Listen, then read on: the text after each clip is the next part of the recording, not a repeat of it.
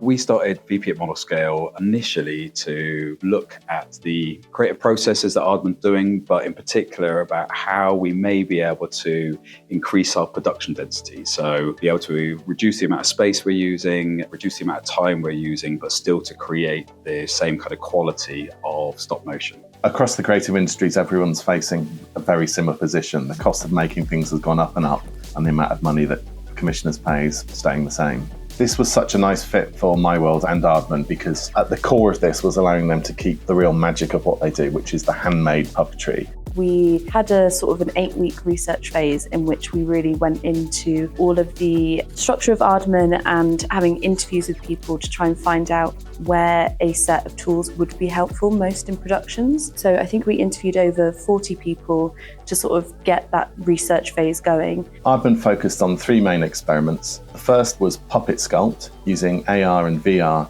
to look at digitally sculpted puppets as they were being made, to see them in 3D from all different angles that remove the need for 3D printing. The second was using our experimental studio here, bringing in real puppets, displaying them against Gaussian splats of real sets, and seeing whether the in-camera view could ever be like the films, and in fact, could it be used for other parts of the business like marketing. The third was called the Blockout tool, looking at pre-production processes and how things like camera moves and plotting and blocking could be enhanced using these tools.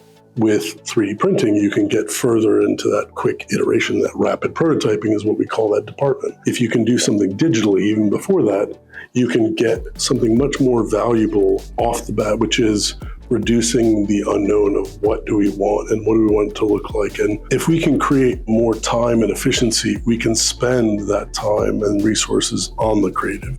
So I think that the balance lies in preserving Aardman's heartwarming storytelling, its unique, charming, handcrafted feel, tactile feel, and while using innovation in ways that enhances creativity rather than overshadow it. So with all of these demo sessions, we get our stakeholders identified and get them to come to the unit, and we show them what the tools that we've made. I think at the very beginning, there was some hesitation, especially around VR headsets and being in a digital world that is so alien to someone who is so used to using their hands and being very physical. But actually what we found is that the tools that we've made are so intuitive that people are very easily able to integrate into using them. The process probably helped that a lot. We placed the experiments and the space in which we were doing stuff right in the middle of a production. There was a lot of time for people to drop in and look through the curtain and kind of go, oh, what are you guys up to? Specifically being on set with people and with productions has enabled us to do so many more demos than we thought, to iterate faster and quicker and get the tools to a stage at which they could be used on production with a bit more development time.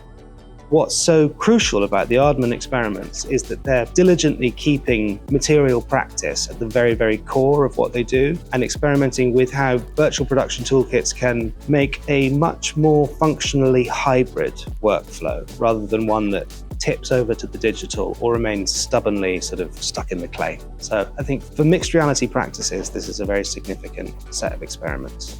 Aardman used this project as a catalyst to start their own internal R&D function, which brilliantly is carrying on at the end of this project. In fact, they're just starting a new round of internal R&D now.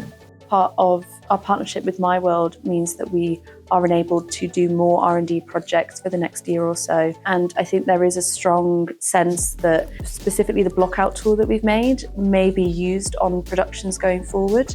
And so having that more time in the unit for us to experiment and for the production teams to come in and find their shots easy and quick, and by having people still within that unit operating from there, I think will be really good for us going forward.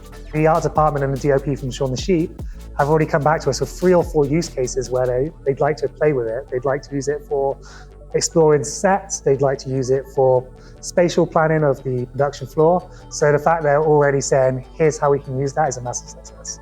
Change is always kind of constant and inevitable, but also even more important right now because the industry, animation industry, but generally the entertainment industries are under a lot of pressure. Trying to find value in the creativity of what you're doing and trying to fund the opportunities that we want is getting harder.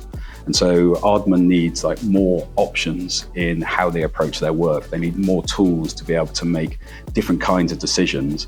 And on a positive level, we're also always constantly getting more and more ambitious. And so we need the ability to do bigger and greater things. And so without MyWorld, we probably would not be running an internal R&D team in the way we are. So really, it was quite a considerable difference in Aardman's approach to R&D. It feels like we've ended up kind of enhancing the way that people make things physically rather than replacing any of that process.